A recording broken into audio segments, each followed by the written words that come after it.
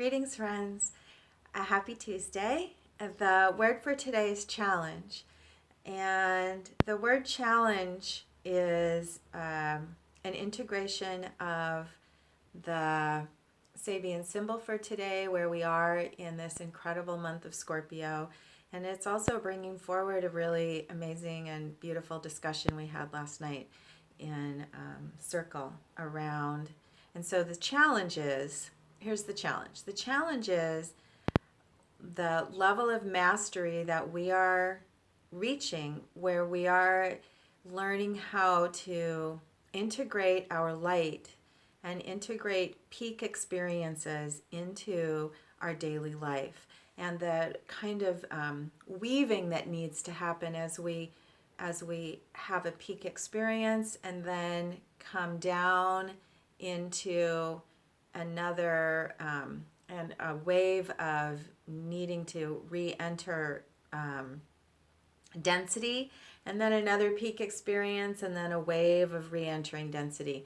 And the fact that life is a natural rhythm of expansion and contrast and growth through rhythms and experiences of change.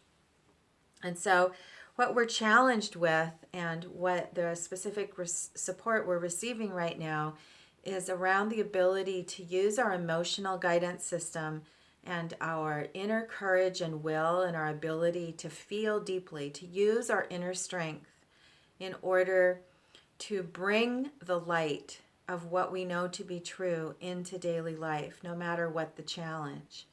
And so the Sabian symbol for today is of a crowd of people on a mountaintop receiving an inspiring teaching and then returning to their daily lives. So there's several important pieces here for us to hold, and one is that we're not alone, that we're learning together, and it's our sharing and our conversation and our collective experiences and collective support that enables us to bring these new understandings and insights and experiences into our world. And we're meant to do this.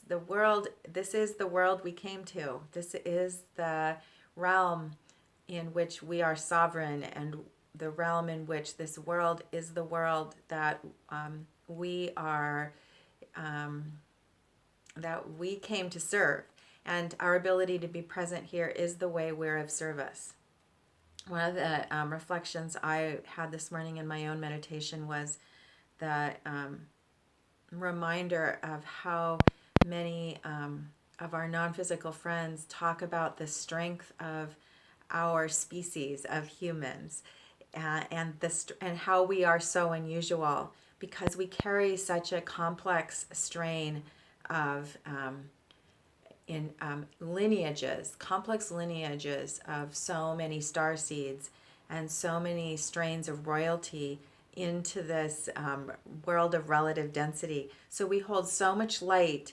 And then one of the things that's unique about us is our emotional strength. It also is our greatest danger because it makes us super volatile. However, it's our emotional strength that enables us to make great leaps and great changes, and our ability to love so fiercely and to commit so wholeheartedly. And it's that commitment that's really necessary now in terms of our ability to connect to the heights of awareness and the heights of inspiration and the heights of new illuminated understanding, and then also be willing to do the hard work of connecting to reality and being fully present to whatever challenges or pain or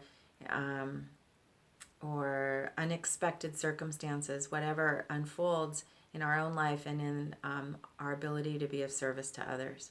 So it's this weaving of moving up and bringing it down, and moving back up and bringing it back down, that is the interface that we are learning, and that in the muscles that we're building in order to hold the light in what's called our upper chambers and then bring it down into daily life.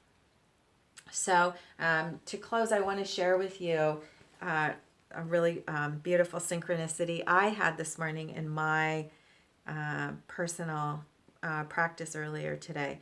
And so I drew 2 cards last night at the end of circle. And the first card, these are from the Wild Unknown Tarot deck. And so when I sat and asked for a message from a personal message for myself at the end of our circle last night, I was guided to draw 2 cards, one for my what I needed to know or understand about my physical experience, and then what I needed to know or understand from my higher self. And the 2 cards I drew are bringing forward some teachings of alchemy that I've been working with over the last few days. And so the card for my personal self was 6 of Wands, the butterfly, and this is the image of the alchemy of transformation, transfiguration of daily form, and the way in which our bodies and our physical life is transforming, and the ways in which we're undergoing metamorphosis in the physical world, the importance of synchronicity and beauty and magic, and the fact that it's really happening and we really are transforming. And then the card from the message from my higher self is the card of the alchemy. So this is the alchemy of the physical world and learning to participate fully in the alchemy of the physical world. And the card from my higher self, the star, is a reminder of the alchemy of consciousness, the way in which we are taking on light and becoming stars, returning to the truth of the fact that we are light, we are stars, and the 5 is the number of the human being in the body, and our bodies are returning to starlight. So above and below, the alchemy of the physical world and the alchemy of consciousness, and learning to interface both. And so as I meditated with these 2 images, put them in my body, what I saw was the figure 8 that we're talking about of cycling through circumstances. I saw the figure 8 emerge in my spine, and the memory of and the reminder to use my tools to weave these worlds together. And that's a lot of the practices we do in energy medicine, working with our vertical column, is the weaving of the energies moving above and below. And so as I was holding this gift this morning, and I had these out on my altar here in the living room, I went back to the deck and drew another card asking for a message for today. And the card is the Princess of Wands, Daughter of Wands, and the image is the image I received last night. It's the affirmation of using my willpower and my commitment and using the light to weave the worlds above and below.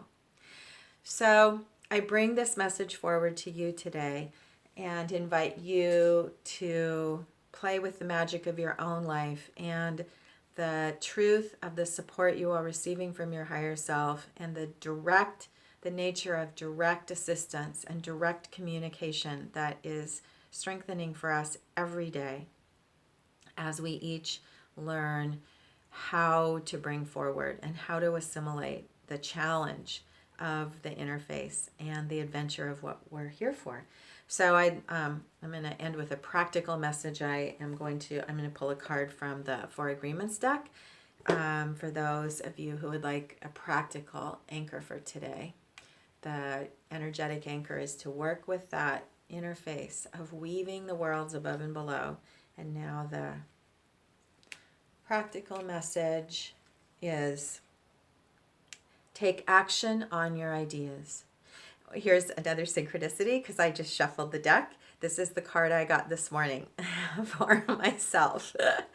So I guess that's an exclamation point for this card, because I felt like I should go back to the deck and draw another one, and we got the same one.